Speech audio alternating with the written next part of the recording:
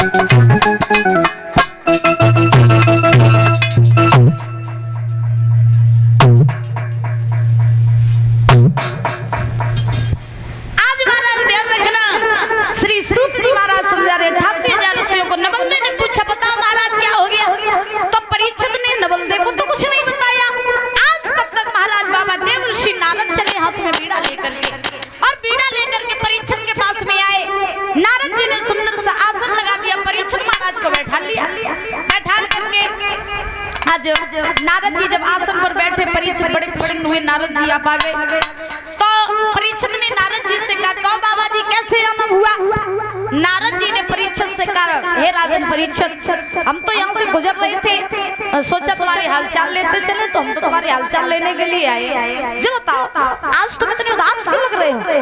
परीक्षित ने जवाब दिया, महाराज उदास तो मैं इसलिए हूँ कि आज जंगल में जब मैं गया था शिकार खेलने के लिए, तो रास्ते में मुझे एक कलयुग मिला, और जब कलयुग मिला तो मैंने कलयुग को रहने के लिए स्थान दिए। कलयुग मेरे सर पे सवार हो गया और उस कलयुग ने मुझसे एक संत का अपमान करा दिया। इसलिए बाबा जी जब संत का अपमान मैंने किया तो उन संत के पुत्र श्रृंगी ऋषि ने मुझे श्राप दिया है कि 7वें दिन मुझे तक्षक सर्प डसेगा, इसीलिए मैं उदास हूँ। बाबा जी मुझे डर इस बात का नहीं है कि 7वें दिन मैं मर जाऊंगा, डर है तो मुझे इस बात का कि जब मैं मरूंगा तो मेरी मुक्ति कैसे होगी।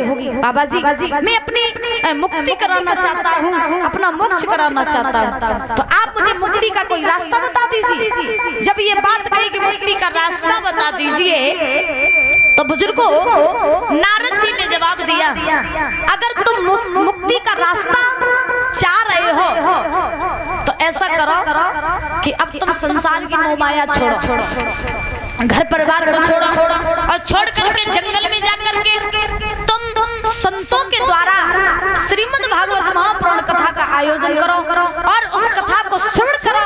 और जब तुम कथा को श्रवण करोगे तो हमें पूरा भरोसा है कि भागवत के द्वारा तुम्हारी मुक्ति हो जाएगी।